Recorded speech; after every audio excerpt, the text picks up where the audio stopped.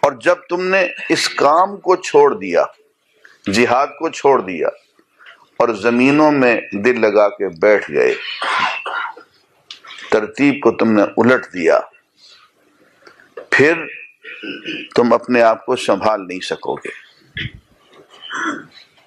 آپ نے پوری کی پوری زمین، پورا عراق، پورا شام، پورا ایران، ساری زمینیں جس جس کے پاس تھی اسی کے پاس رہنے دی،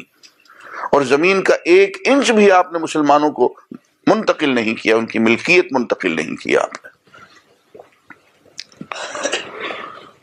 ابو داؤد کی حدیث ہے کہ حضور اکرم صلی اللہ علیہ وآلہ وسلم نے ارشاد فرمایا، اذا تبایعتم بالعینہ، جب تم تجارت میں بڑھ چڑھ کے حصہ لینے لگو،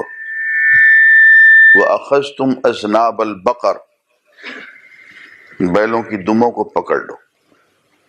وَرَضِيتُمْ بِالزَّرْعِ، اور زراعت میں اپنا من لگا لو، وَتَرَكْتُمُ الْجِهَادِ،